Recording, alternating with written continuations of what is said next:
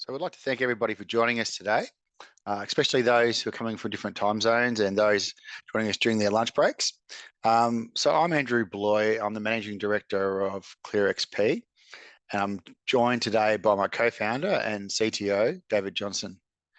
And for those who know us really well and people who've joined us in the past, you'll know that we are very big advocates of xAPI. We've been actively using it since 2010. And we've based our product xP on the infrastructure that utilizes xAPI.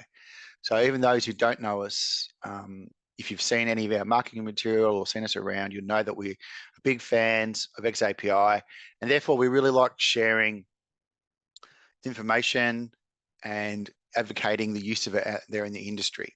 So this webinar, we're going to be covering off xAPI in real life.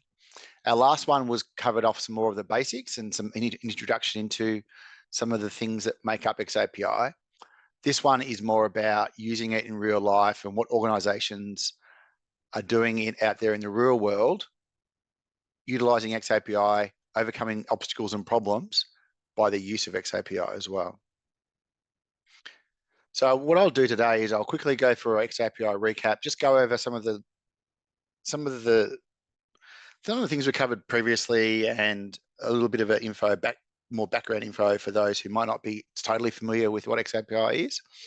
But then we'll switch across to David and he'll go into some examples and the problems that people are having out there in the industry that are being overcome by using xAPI.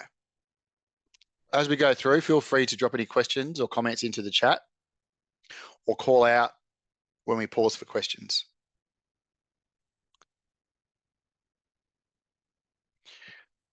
So xAPI is basically it's the latest iteration of SCORM. So SCORM has been around for a long, long time, and xAPI was actually created about 10 years ago, and it changed the structure of how learners could access standardized learning content and how that data was stored and retrieved on an LMS. So you're going from a user accessing content on an LMS and retrieving basic data and information to that being sent through statements back to a central point, known as a learning record store. So the old way was very one-dimensional. Learner would sit there accessing the computer, accessing an LMS, accessing one SCORM file at a time. xAPI really opens up a lot of possibilities there. So the static learning experiences would be, like we said, it's a one-on-one interaction. It's the learner just sitting there, just focusing purely on the one learning object, doing that and then closing it. Whereas xAPI, it has the same level of assurance and the same level of security and regulatory requirements as SCORM does, but it can be so many more. It consists of a whole lot more, many more activities outside of what a traditional SCORM package are. This could be things that exist on a website or an internet page, a content library, but it could go further into things like VR headsets, mobile phone applications, anything where there's ability to be able to have some code, some tracking code embedded, is then able to be sent back and stored back through the learning record store. Static SCORM also is only really relevant. It only works for one person. So it's just an individual having an autonomous learning experience by themselves. Whereas xAPI allows people to be able to share their learning experiences, meaning somebody could used to have a workflow where a learner has an interaction and that interaction then is shared by a manager who checks the work or a peer who also works on the same activity at the same time. So xAPI has far more dynamic learning experiences made possible by it.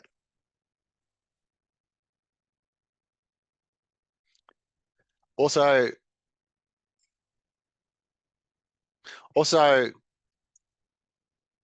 SCORM is fully reliant on there being a LMS and then a network that is connected, an LMS that is connected to the internet, an LMS that has a network. Whereas xAPI, it's much more flexible than that. All you need is to have a web link of some description You can be connected to the internet, or it can actually be something that exists. The learning experience may exist on a native device, such as on a mobile phone app, on a local computer. It could be any number of places that you could store a learning experience, and then once there is an internet connection that's steady enough, that the data about that learning experience can be sent back to us, the central learning record store. It opens up a lot of possibilities through that. Then there's the data. So with SCORM, the amount of data that you can collect is finite. You really have completion records, names and dates, times and quiz scores. And then you can also find information from what is called suspend data, which collects other bus data, but it's the way that the learning management system stores it. And it can be very tricky to be able to get that suspend data and make it usable. Whereas with xAPI and a learning record store, the amount of data you can collect is almost unlimited. It really depends on the designer and the developers and the platform that you're using about how much data is collectible. But the whole idea is that you have a whole lot of data that can be collected by multiple amounts of touch points. And these touch points are the things that allow you to open up the variety of learning and then make better learning experiences for people. So learning touch points, like we said, they're wide and varied, and there's lots of different ways to gather information about what's happening within for the learner and the learner ecosystem. So I've used the example before of VR and simulations. xAPI enables you to be able to do a whole lot more with that kind of thing, but also augmented reality, things that sit on your phone, things that sit on applications of all types. xAPI captures those through the touch point. The data then is sent straight back, and it's all centralized about what the learner's doing in their learning profile. You can also do things like collect data about traditional training methods, for facilitator-led training, compliance, documentation.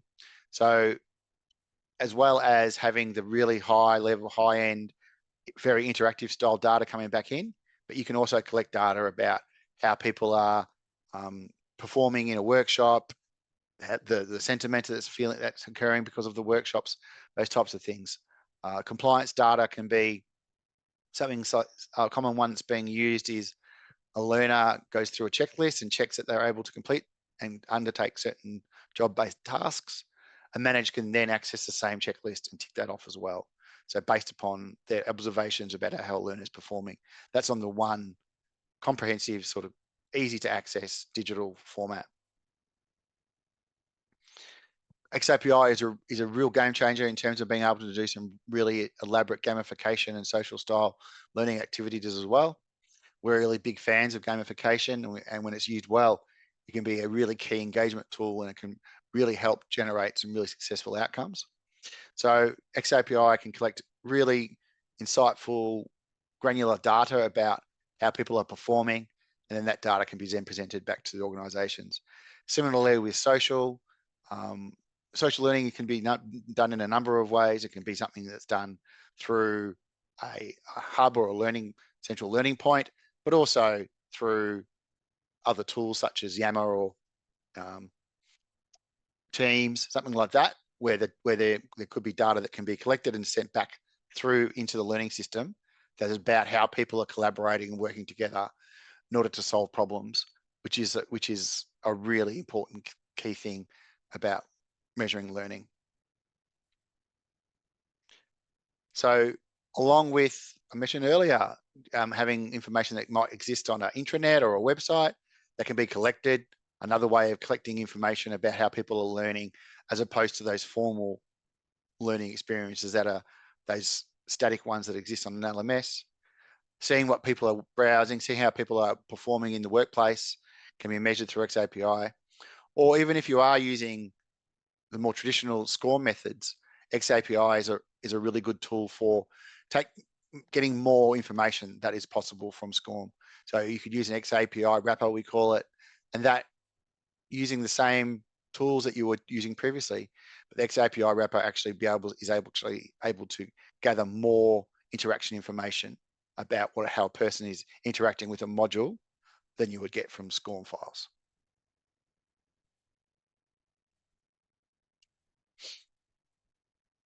So as we move into now looking at overcoming obstacles and how it's being used in the real world, how we see it is that it can really help to unlock technologies, unlock things that people might be trying to achieve. So it could be something like using a more advanced technology such as VR or 3D animation or simulations that an LMS may not be able to support, and therefore you need to do something a slightly different way that you are intending to, and the user experience is lost. Or instilling more ambitious initiatives and trying to get bigger insights into what's working and to how it's being beneficial into the organization.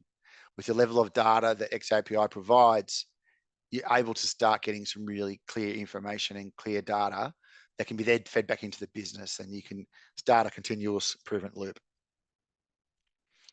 So then with the technologies, enables new and advanced technology, delivering different styles and engagement types. The visibility is made really possible. David will take you through some examples in a minute of the kind of data that people can view, and then the kinds of insights and the actions that can take place in order to be able to understand and improve the impact that learning is having on organizations.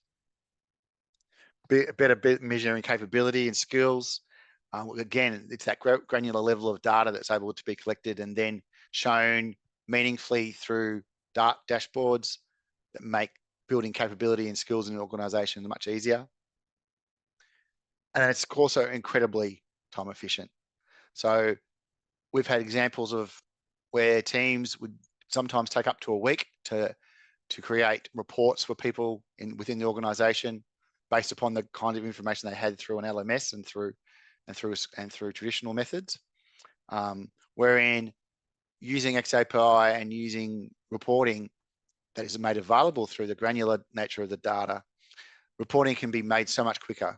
And then the example I was talking about, instead of taking it a week, it only took them an hour to produce reports. And that's a significant time saver for organizations. And those efficiencies are across the board. It can be for users, their time can be better spent by creating more efficient and time-effective learning materials based upon the kind of data an organization is seeing. It can be content creators who have a better understanding of what is required through the data they've received, and it can be for decision makers who can then make calls and understand about what kind of information is available to them through the complex data that's available through xAPI. So I'm going to hand over to David now, and he will take you through some examples and case studies of how xAPI is being used in the real world.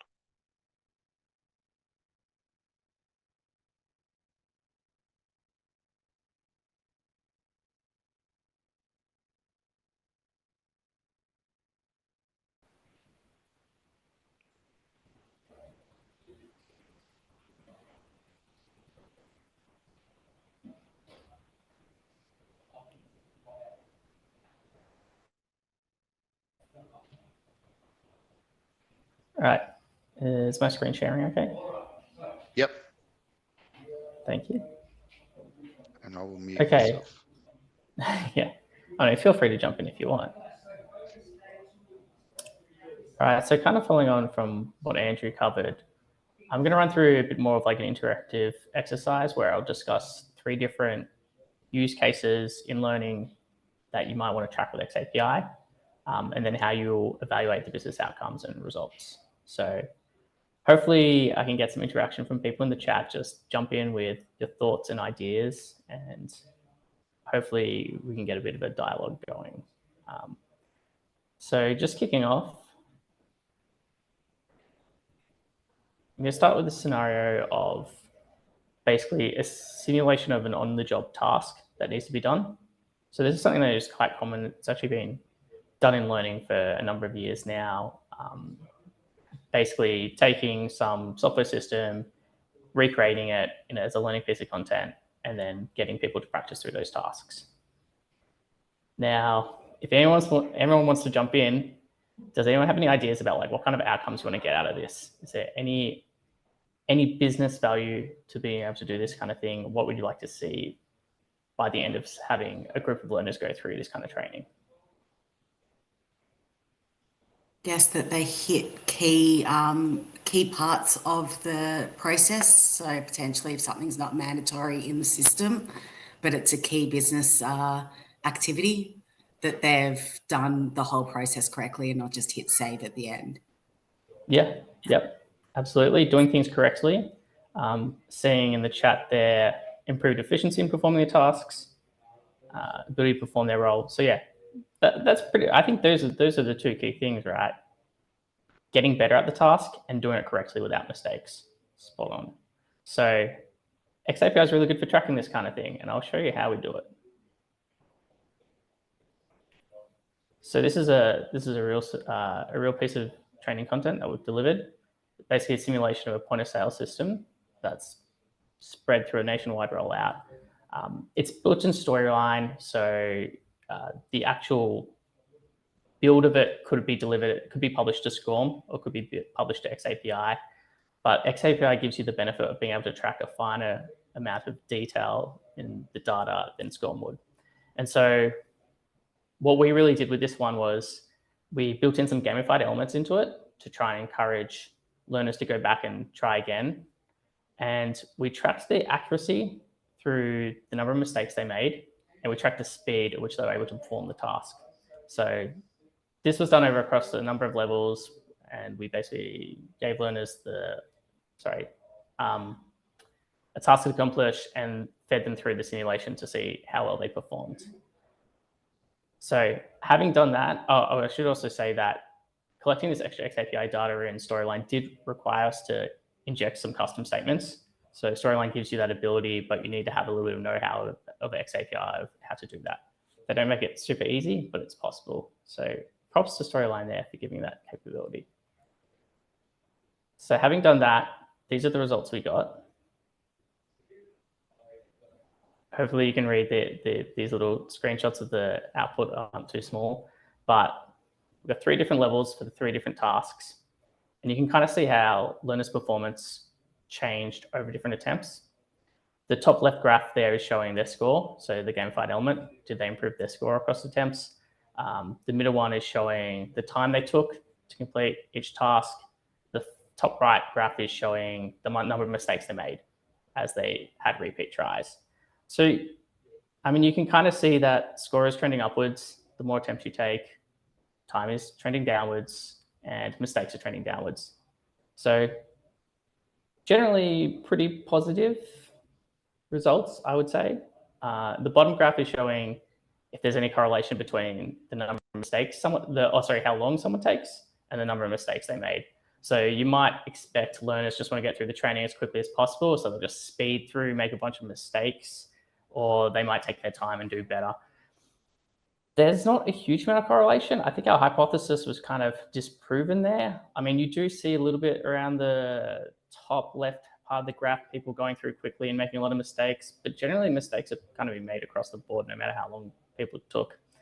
So I guess my question, based on the outcomes we wanted to see, is, do you think, like you as an audience, do you think this is a successful learning program? Did it achieve the outcomes we wanted to see? Feel free to jump in the chat or speak up again.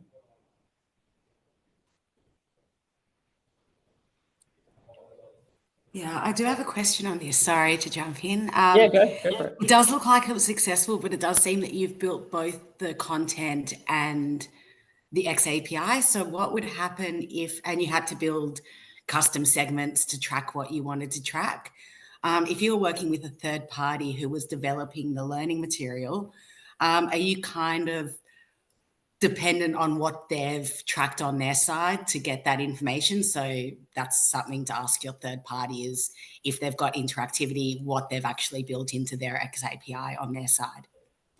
Yeah, that's a really good question. So we definitely think it's an end-to-end process. You want to know what you want the outcome to be before designing the program, so that way you know you're capturing the data points correctly. And you'll actually see this trend through the 3 use cases I take you through. Is the learning programs are designed to make sure that we capture the right data points to prove the outcome. Having said that, if you're working with a third party, it's best, like what we would do personally is we would consult with them and be like, we'd make sure that they are capturing the right data points. And usually, I mean, xAPI is quite flexible. You can usually find ways to capture data, if not directly, through indirect means as well, even after the fact. Awesome. Thanks so much. No worries. So I would agree that I think this is a moderate success. There are some things which kind of call out to me. When you look at often when you look at data at a surface level, you kind of see, oh yeah, scores are improving, time's going down, that all looks great. But if you delve into the details a little bit, you can kind of see some weird behaviors with things like level 1 took 8 attempts to kind of reach that max score, but level 2 only took 2 to 3 attempts. So there's a question mark there about, do you want to optimize for learners achieving that high outcome in a fewer amount of attempts? So it's a trade-off of like investing time in learning versus like repetition of the task. It's a bit of learning theory there. Do you think like as a business, you might think, hey, do it as many times as you like just to get better and better at it? Or you might want to try to achieve the optimum outcome in a fewer number of attempts. So something I think, you know, the business running this program might want to look into is that.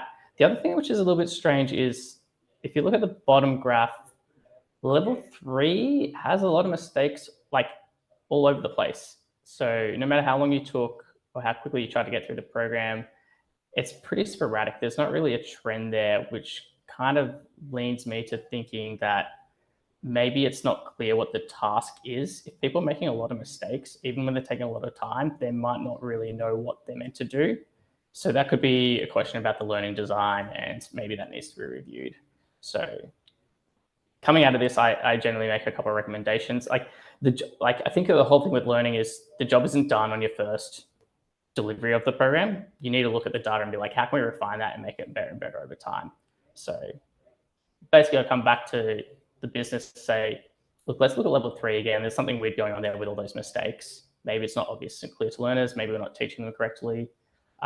Let's look at level 1. Let's see if we can get people performing the task better, faster, rather than needing to go through it 8 times. And then the final thing is, like, it'd be great to correlate this with actual on-the-job data. Let's see if there's some measure between how well people perform the simulation and then how they perform when they go and do that task in the real world. So I know a lot of BO systems have like scan rate signs and like measures of how long people spend going through a certain flow. So being able to extract that and correlate it inside your learning system is great. Often not very easy to do, but if you can do it, always a benefit. Any other questions on that scenario? Does that all make sense to people? Cool. Thanks for the thumbs up. Jumping on to the next one. Okay, so this one's a little bit different. I feel like gamified simulation has been around for a long time. This is something a bit newer. This is using a new learning technology called augmented reality, where basically developed a function on a mobile device that you can point your camera at an object, scan that object, and then it will hopefully detect it as something that it recognizes and bring up information about it. So it's kind of creating like an on-demand knowledge base that anyone who's working on a shop floor or out in the real world can then pick up their device, scan an object, learn about it, learn how to use it, gather information, that kind of thing. So same question as before. What would success look like for this kind of thing? What do we want to see if, in terms of real world usage, what learners get out of this kind of function? Anyone?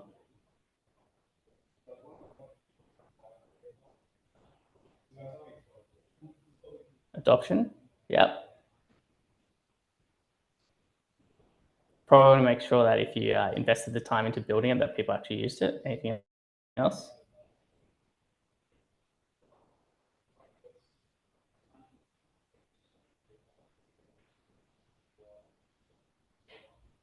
Nothing else? Okay. What they scan, what they look up, more access to data and more learning. Yeah, I think those are all really good things, good outcomes. Another one I would say is whether they found the content actually useful. what happens when they scan that item and look, they got adoption, they used it, they found information, but did they actually find the information helpful to perform their job? Is probably another thing. But yeah, absolutely, utilization is a key one. So the way we do this with xAPI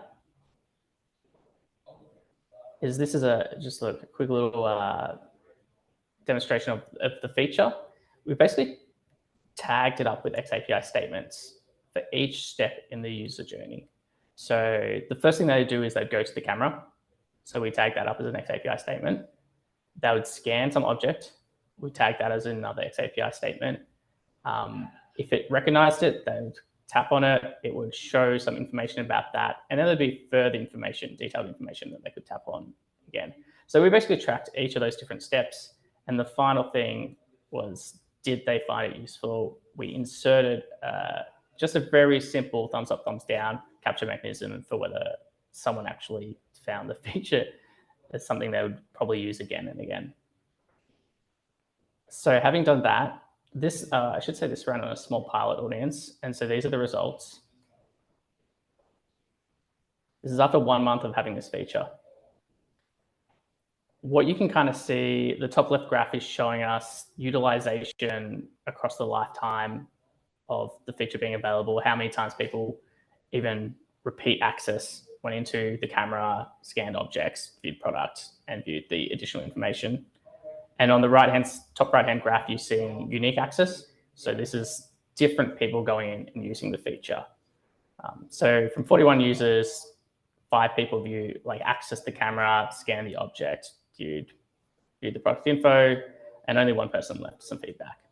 So you can kind of see also bottom left, access over time dropped off a little bit. I guess based on those stats, what do people think? Is this a success?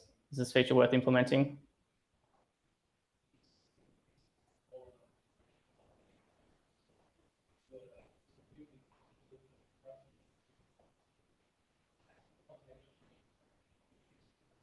%, of people accessing the camera of the pilot audience, 12% completed the journey, 2% provided feedback. Need a bigger sample size? I think it's probably fair to say. Not a success? Yeah, I don't think, it doesn't really look like a success to me either. I think something, again, I'm going to give you a contrary view though. Something which strikes me as interesting here though is everyone who's accessed the camera feature, they generally made it through the whole process, right? The feature clearly works. When you access the camera, you're able to scan something, you're able to get the product info, and then the utilization when they were in the product info is really high. They looked at all the different pieces of information in there. So the question about only 12% accessing the camera made me think, you know, what else is going on here? Like, why is it such low uptake? And so this is the great thing of xAPI is we can kind of, the data we look at here is very much at like a program level, but with xAPI, we can zoom out and kind of look at the wider ecosystem to see what's happening. So we kind of went back and we looked at, hey, what's happening outside of the program itself? And we added this additional data point, which is, hey, how many people actually opened the app within that pilot period? And so now we're correlating program-specific data with platform data as well, and we're reporting on it consistently, such as the beauty of xAPI. And you can kind of see that not many people even opened the app. So I think that's actually 7 users of that pilot audience launched the app in that 1 month period. And then, yeah, you've dropped down to like 5 going through the whole journey. So I guess the question is like, maybe we just didn't wait long enough. Maybe we didn't give people enough time in that 1 month period to try the app. Maybe they didn't know it was there. Maybe like if people hadn't been assigned any learning, they wouldn't go into the app of their own free will. This is probably a bit of a paradigm shift to learning within this organization where everyone's just expected to do things they're assigned and that they don't know that they can go in there and do things willingly. So on the right-hand side, you can actually see the total number of users who have the app installed. That means they have access to this function, but they haven't actually even like opened the app to try it. And so you're at 64% user base, which is basically ready to try it. They just haven't given it a go yet. So the recommendations there back to the business pretty much be extend the trial period. I think like someone said this in the chat, get a bigger sample size. I think that also makes sense as well, get more people involved. But of that 67% of people who have the app installed, send them like we can target those people specifically and be like, here's a push notification to your app, try out this new feature, see if it works, provide some feedback. I've also got improved the call to action on the UX. So that was like the provide feedback step was quite a bit of a drop off. Only one person actually provided feedback. It might not be obvious enough. People might have just been flicking through, not noticing it. So there's clear actions there just to kind of continue experimenting. For initial pilot, probably not successful, but I think there's definitely opportunities there to see if we can make it more effective. Any questions on that one? Nope. Okay, final use case. Okay, so this scenario, we talked about going from a program level to a platform level.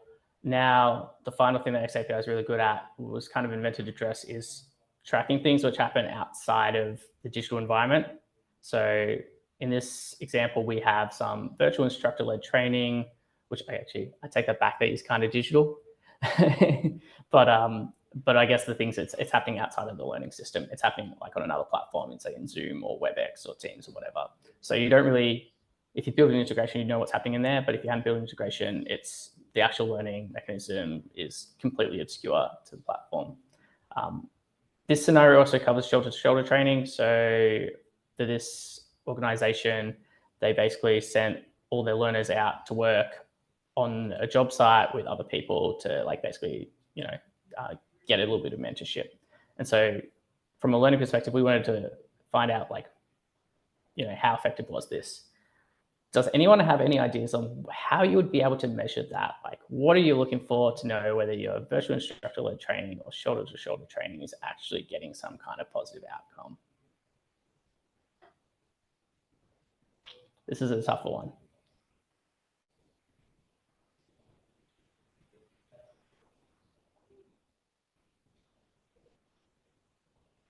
Evaluations?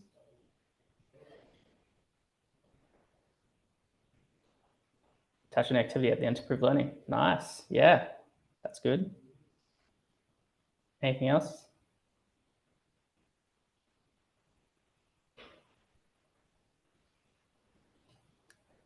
I'm not looking for anything in particular. I think you've already got it.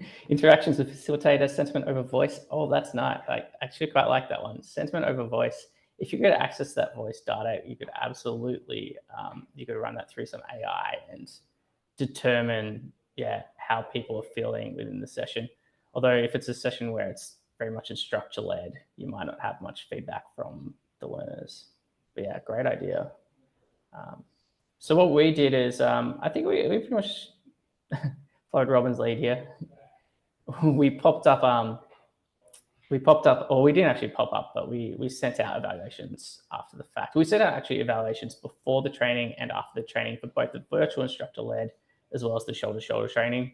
And we also captured attendance digitally. So we wanted to know if people were actually attending, and what the rates of attendance were, whether people cared for the training. And then, we tracked sentiment through this classic behavioral 2-axis scale of whether people feel confidence in the concept they're learning about and whether they felt competent in being able to perform it. So it's kind of your classic self-assessment, pre-program, post-program. So having done that, these are the results we got. These are the survey results. On the left, we have our virtual instructor-led training. On the right, we have our shoulder-to-shoulder training. WAS is just what this organization called it. They called it worker shift. You have the yellow dots represent the pre-session results. The purple triangles represent the post-session results. So I think in both cases, the virtual instructor-led training and the shoulder-to-shoulder, you can see clear market improvement, 22 to 25% increase in both confidence and competence for virtual instructor-led training, and similar levels for worker shift, 19 to 23% increase, which I mean, it sounds like a rhetorical question, but what do people reckon? Is this successful? Is this worth doing, running these 2 training sessions? 2 types of training, I should say.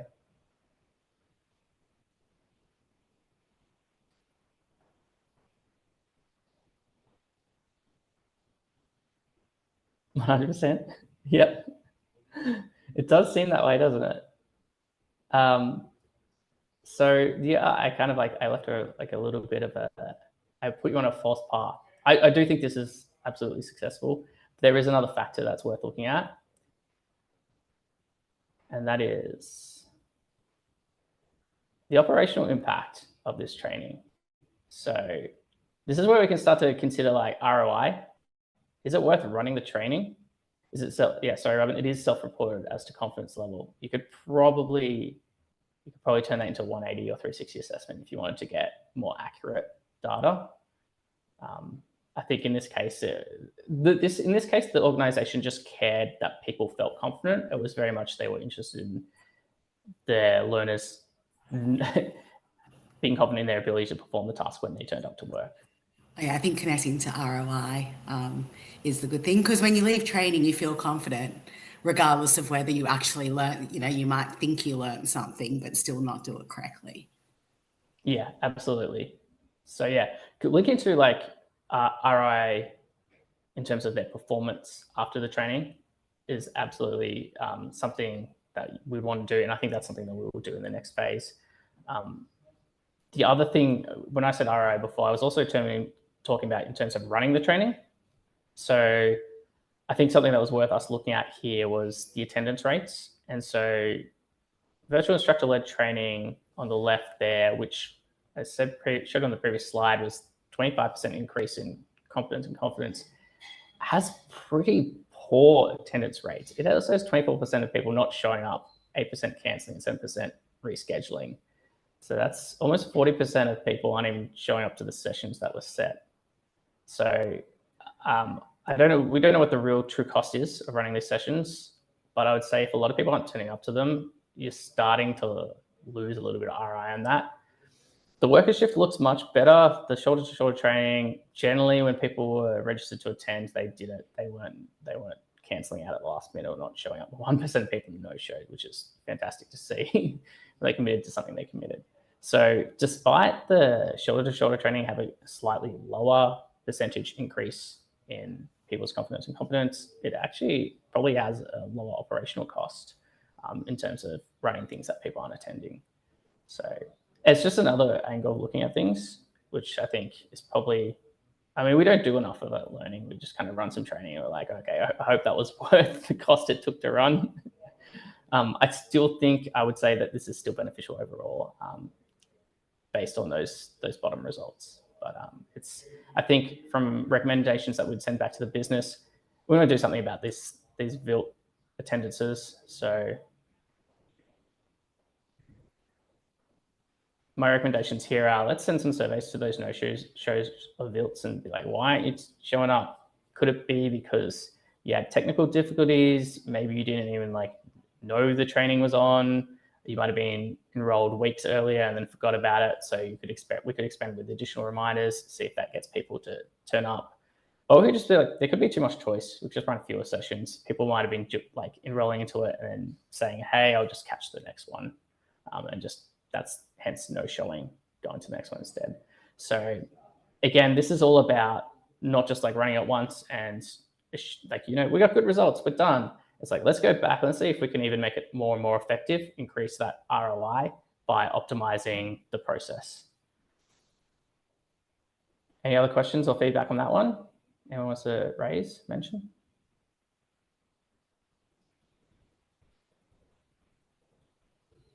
Nope, all good. So those were the 3 scenarios.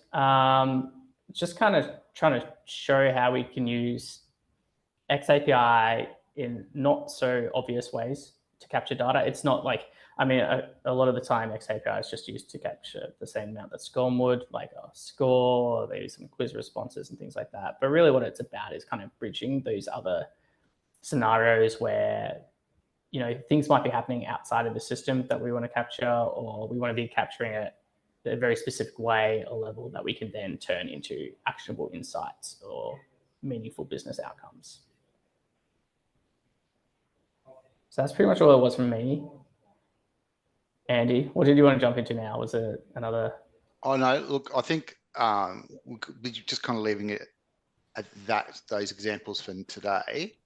If there's anybody who has any more questions or scenarios or something potentially that's occurring that they might see an answer for, they would like to discuss, feel free to call out now, because otherwise we will give you back some time in your lunch break to have some lunch. Yeah, ask away. Ask anything xAPI related. Or just about life. I would say, what is your choice reporting tool to be kind of the single source of truth? So you probably want to link your xAPI data with your sales data and all the other things. What would you say is the best third-party reporting tool that visualizes it? Tableau, Power BI? Yeah. That's my very biased answer would be ClearXP. Sorry? My biased answer would be ClearXP because we can build the integrations we want to pull the data in. I think as a third-party tool, I've seen Power BI used a lot. A lot of people have a lot of success with that. Tableau has great visualizations, but I think Power BI it just kind of eases the burden of feeding in the data. I think. What do you reckon, Andy? Have you seen anything else? No. Power BI I'll look into clearly. ClearXP as well. No, I do. Only from a perspective of we kind of see xAPI as the source of truth. Like because of the level of data, amount of data you can collect, and the integration that it's possible to be done with the data. I just like when talking about it and when thinking about a solution, it's nice to have the idea of the central point being where all of the data either exists or starts from being inside the LRS and then going from there. Just from we've got a very granular database sitting in the LRS. It's a nice starting point. But then the visualization there, like it can take any form as far as we're concerned. Yeah, I think that's that's definitely a thing. Like xAPI was named Experience API, it wasn't named the Learning API. So it was really supposed to be a way to standardize all types of data. And so the Learning Record Store was always intended to be that source of truth for everything. So go on, Robin. No, that's really good because I think being able to see the learning data is great, but connecting it back to a real life activity and like the key business KPIs that because learning data is really important for us, but depending on your industry and your senior leaders, they might, that might be the third priority behind the sales data and the support ticket data. So being able to connect that learning back to those things like reduce tickets, increase sales is really good. Yeah, absolutely. That's the holy grail.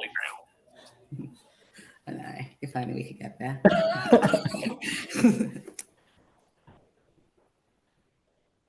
Anyone else with anything?